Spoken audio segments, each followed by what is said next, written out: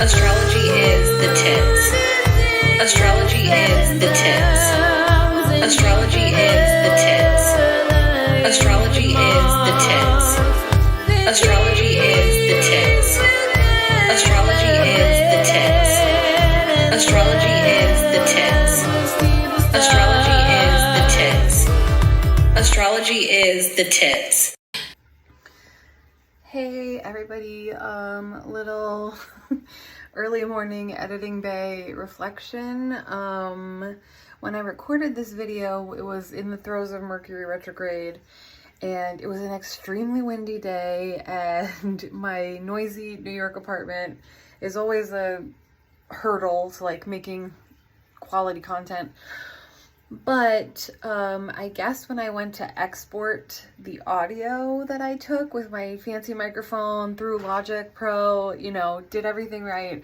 But I guess when I went to export it, it only exported the last 30 seconds of the whole video, which you know how sometimes Logic does that, my fellow audio people, how it's like, oh, the little thingy that says this is where you are in the music is at the end of the thing, and it exports the video, but you don't realize it's only the last few minutes, or exports the audio, but you don't realize it's only the last few seconds of it, because that's where the marker was.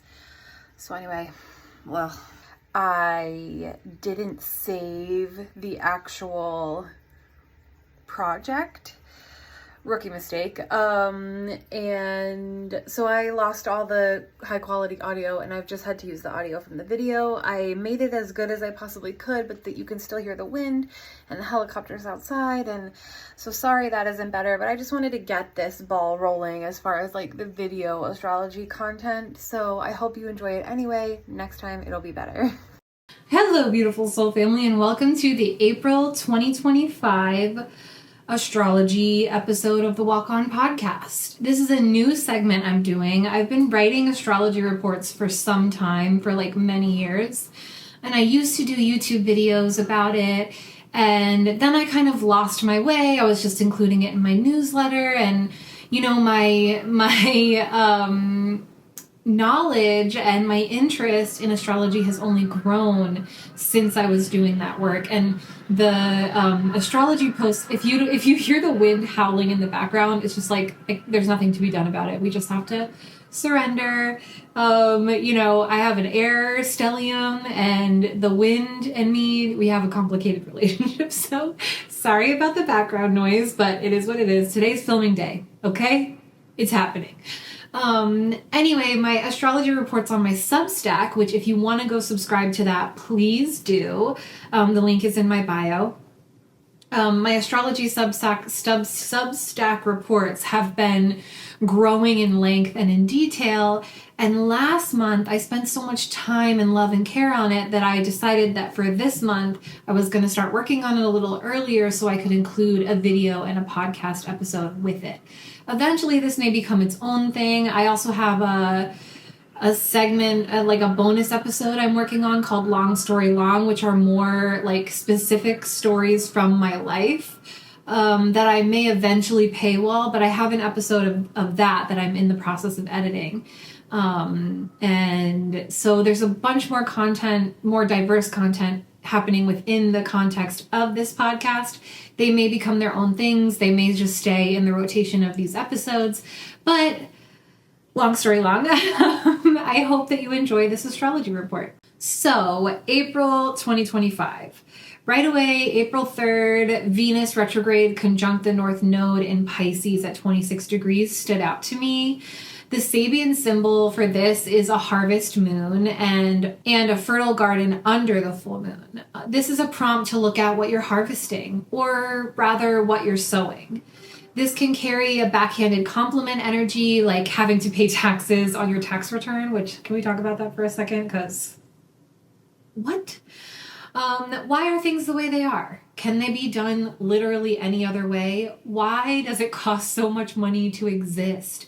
If money didn't give you power and power didn't give you power over, what would life be like? It can also represent latent abundance or delayed gratification, or blessings that have felt delayed. Frustration is totally understandable, but if you can surrender to divine timing, you'll enjoy the ride a lot more. It's like that vibe of when you're stuck in traffic, laying on your horn, road raging out, or you could be listening to music.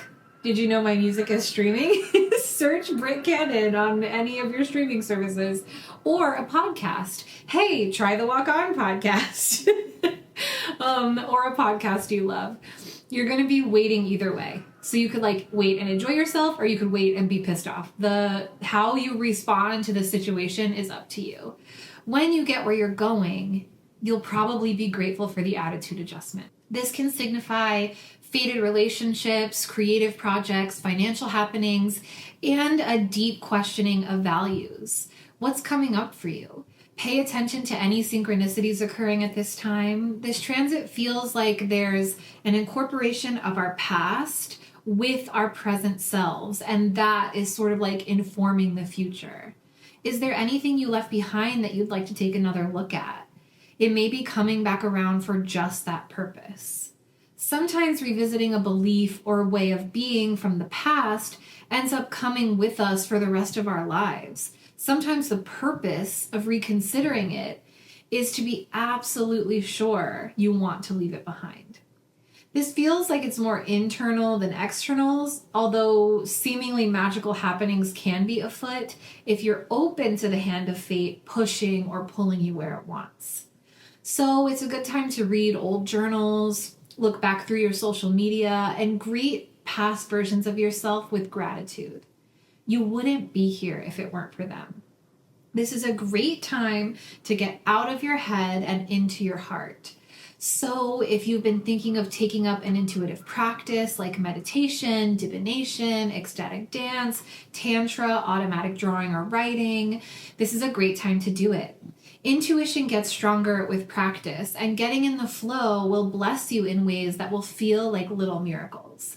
I know this intimately from experience. April 4th, we have Mars in Cancer sextile Uranus and Taurus at 24 degrees, and Saturn in Pisces sextile Uranus and Taurus at the same degree. The Sabian symbol for Cancer in this degree is a dark shadow or mantle suddenly thrown over the right shoulder. And Taurus's Sabian symbol is a large, well-kept park. For Pisces, it's the purging of the priesthood. I feel like this is about incorporating our shadows, challenging our egos, and using those tools to uncover a truer version of ourselves. Authenticity can be blocked by shame. Carrying your shadow without judgment is walking in radical self-acceptance. That is an unshakable foundation for life. Out with the old. A big plan is coming into focus, and it's all connected to the story of your life. How did you get here? It holds clues as to where you're going. Sextiles are very congenial, positive aspects where even planets that have a tendency to square up or contradict each other manage to find harmony and balance. With Uranus in the mix, expect surprises. I said last time that Uranus is the planet of jump scares and surprises, and sometimes it can be jump scare surprises, like it's a good thing, but it's also shocking.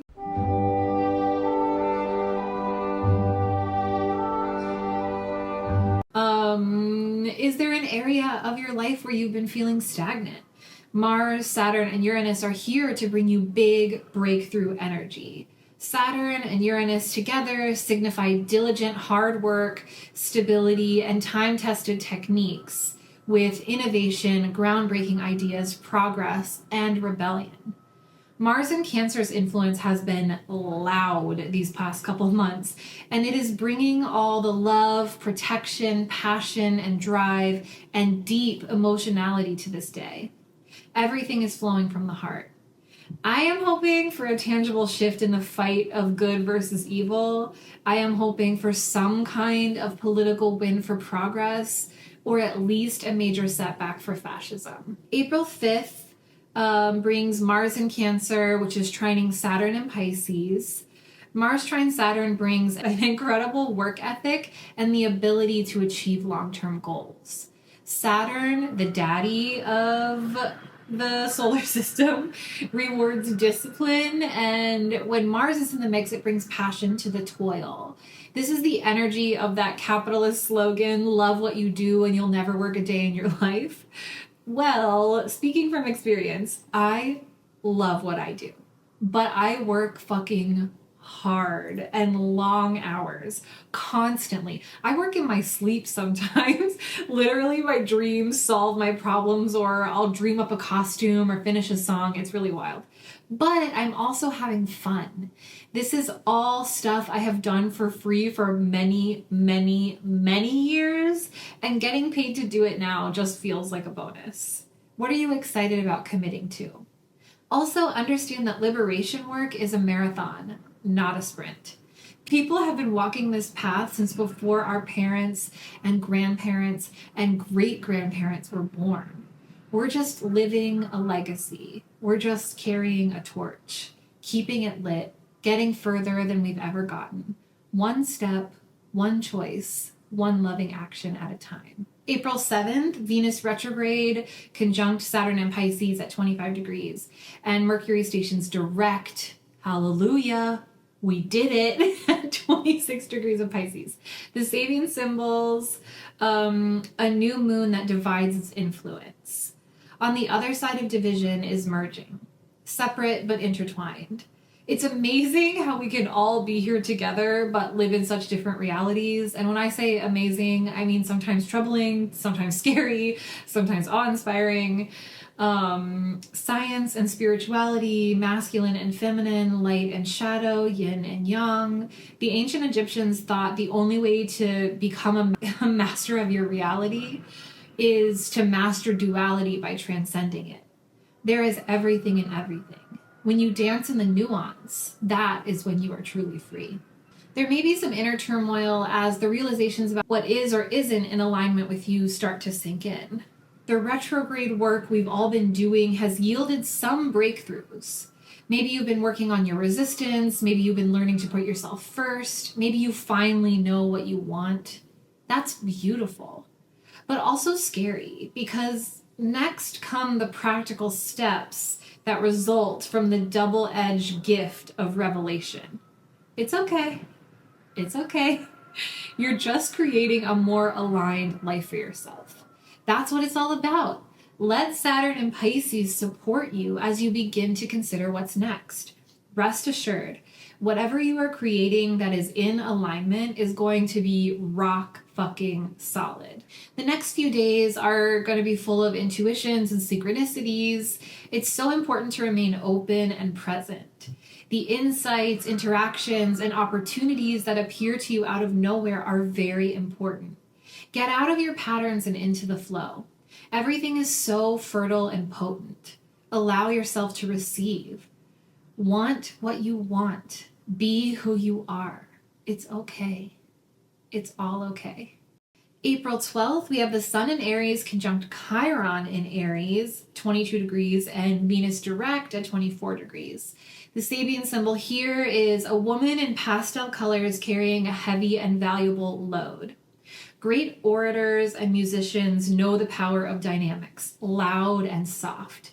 It's what takes something from rote memorization and makes it into art. Attracting and holding attention. How do you feel about taking up space?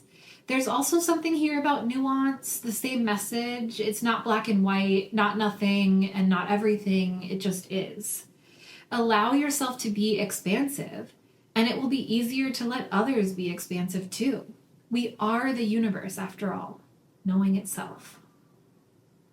Venus is going direct! We did it! What have you been revisiting or reconsidering since the beginning of March?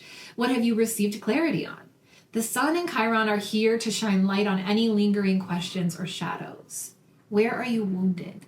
Where are you healing? Where are you helping? Where have you caused harm? Own your story.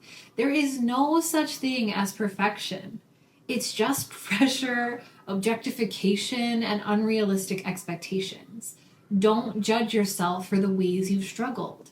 When we judge, we reject. When we reject, we suppress. And when we suppress, it keeps us closed off, which keeps us out of connection. And we need connection so badly, my loves. Shake it off. Let yourself be.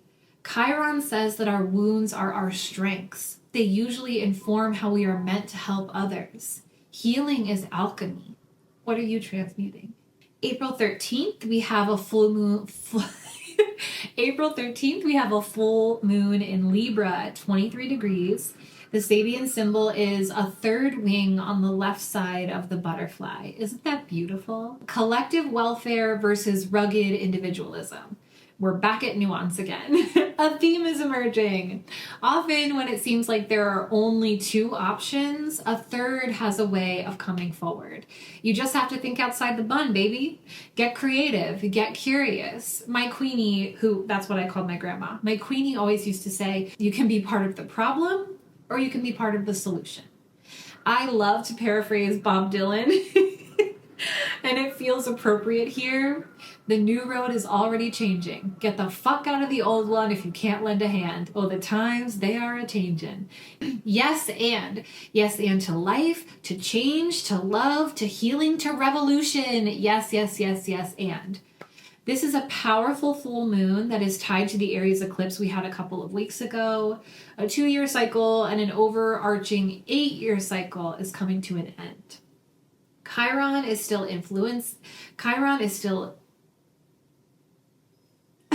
why can't I think of, how do I say this word? Chiron is still influencing this lunation, and seeing as Venus rules Libra and Venus just went direct, that energy is very much present as well. This is a turning point. All the wounds, the wants, the power dynamics, the will of the self, and the well-being of the collective, it's all here. Check your balance. How's it hanging? Are you overgiving or withholding? Are you doing too much feeling and not enough thinking, or vice versa?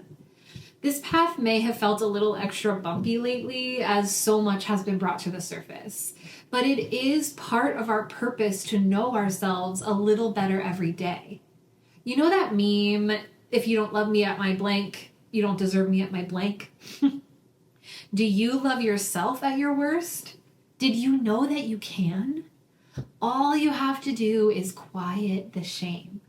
All you have to do is picture yourself as a child and think, what would I have needed someone to tell me when I made a mistake as a kid? And then do that. It might feel silly or overwhelming, but trust me, it works.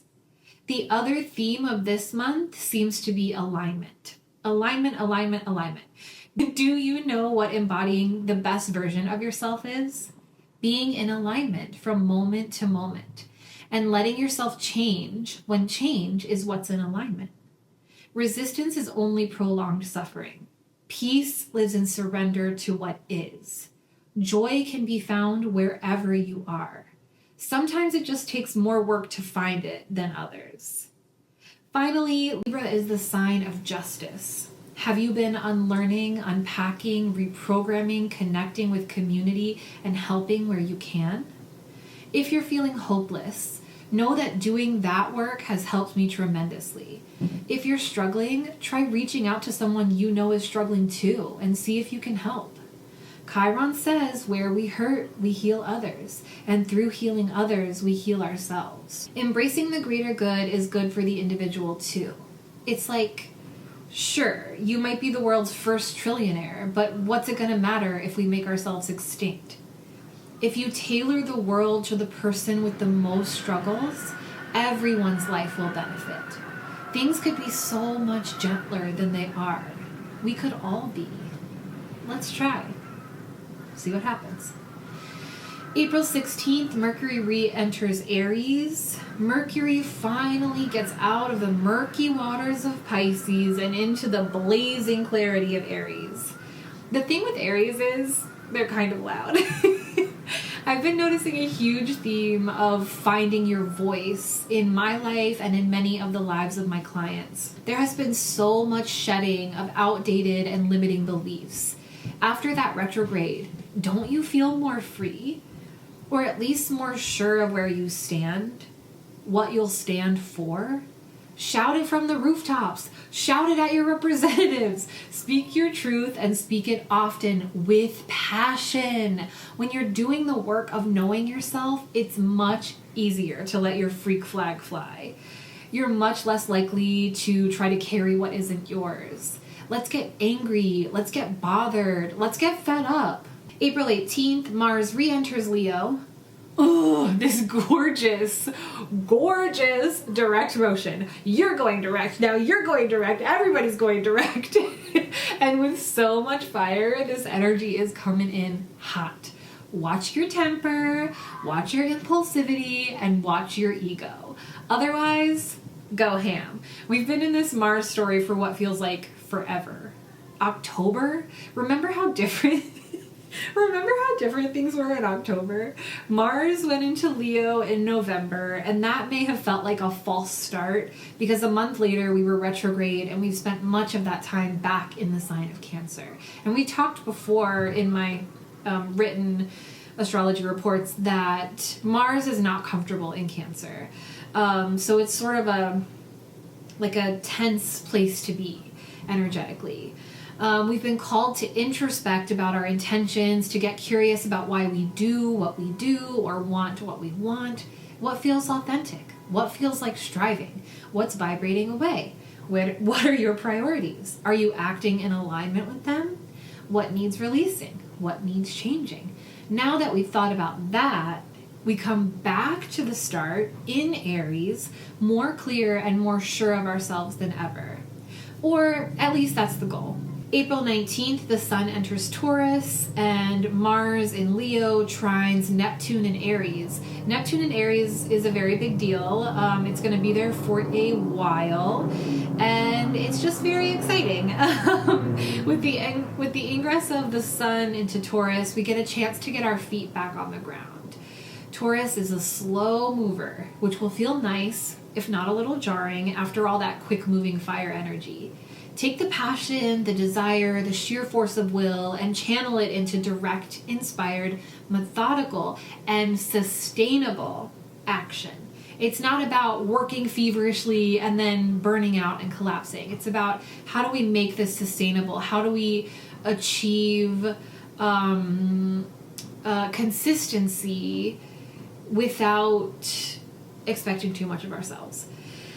Think of a beautiful brown cow with long eyelashes laying in a field. Think of Venus in her clamshell. Take it easy like Sunday morning, baby. You don't have to force things to keep them from falling apart.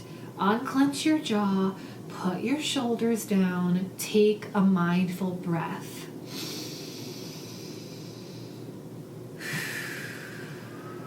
One thing at a time. Have a nice meal with a friend. Watch a favorite movie. Create something beautiful. Wear something soft. Pleasure is a sacred experience. Worship yourself. This transit also brings a square with Pluto, and squares are all about tension.